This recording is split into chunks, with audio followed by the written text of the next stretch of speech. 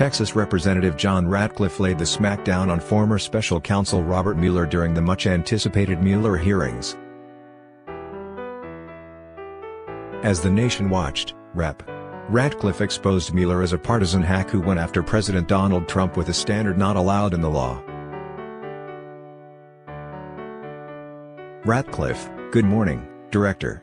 If you let me quickly summarize your opening statement this morning. You said in Volume 1 on the issue of conspiracy the special counsel determined the investigation did not establish that members of the Trump campaign conspired or coordinated with the Russian government, its election interference activities. In Volume 2 for reasons you explained special counsel did not make a determination whether there was an obstruction of justice crime committed by the president.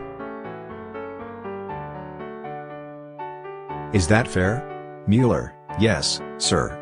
Ratcliffe: In explaining what special counsel didn't make a decision, the report on the bottom of page 2 of Volume 2 reads as the evidence we obtained about the president's actions and intent presents difficult issues that prevent us from conclusively determining that no criminal conduct occurred. While this report does not conclude that the president committed a crime, it also does not exonerate him.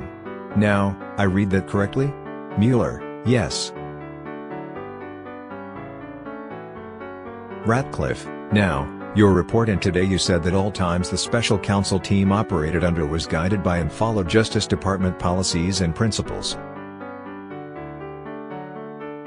So which DOJ policy or principle sets forth a legal standard that an investigated person is not exonerated if their innocence from criminal conduct is not conclusively determined? Mueller: Can you repeat that?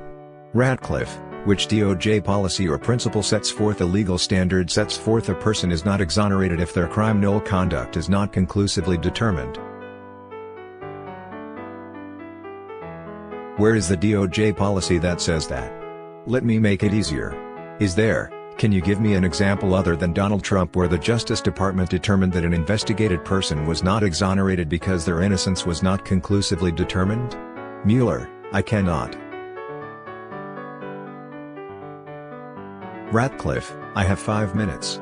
Let's leave it at you can't find it. It doesn't exist. The special counsel's job, nowhere does it say that you were to conclusively determine Donald Trump's innocence or that the special counsel report should determine whether or not to exonerate him. It is not in any of the documents or appointment order or the special counsel regulations, not in the ALC opinions and justice manuals, and nowhere do those words appear together because, respectfully, Director, it was not the special counsel's job to Constitution conclusively determine Donald Trump's innocence or exonerate him. The bedrock principle of our justice system is a presumption of innocence, and it exists for everyone. Everyone is entitled to it, including sitting presidents. Because there is a presumption of innocence, prosecutors never, ever need to conclusively determine that. Now, Director, the special counsel applied this inverted burden of proof that I can't find and you said doesn't exist anywhere in the department policies, and you used it to write a report. The very first line of your report says, as you read this morning, authorizes the special counsel to provide the Attorney General with a confidential report explaining the prosecution or decisions reached by the special counsel. That's the first word of your report, right? Mueller: That's correct. Ratcliffe: Here is the problem. Special counsel didn't do that. On Volume 1 you did. Volume 2 with respect to potential obstruction of justice the special counsel made neither a prosecution decision or a declination decision. He made no decision. You told us this morning and in your report you made no determination. Respectfully, Director, you didn't follow the special counsel regulations. It clearly says write a confidential report about decisions reached. Nowhere in here does it say write a report about decisions that weren't reached. You wrote 180 pages about decisions that weren't reached, about potential crimes that weren't charged or decided. And respectfully, by doing that you managed to violate every principle and the most sacred of traditions about prosecutors not offering extra prosecutorial analysis about potential crimes that aren't charged.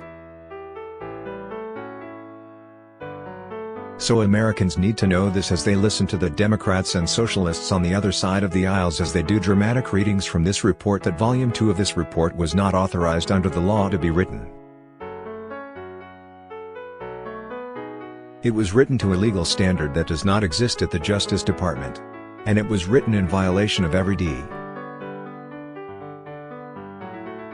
DOJ principle about extra prosecutorial commentary.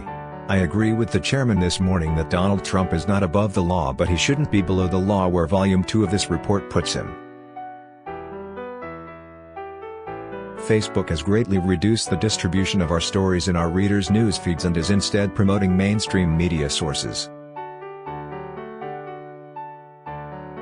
When you share to your friends, however, you greatly help distribute our content. Please take a moment and consider sharing this article with your friends and family. Thank you.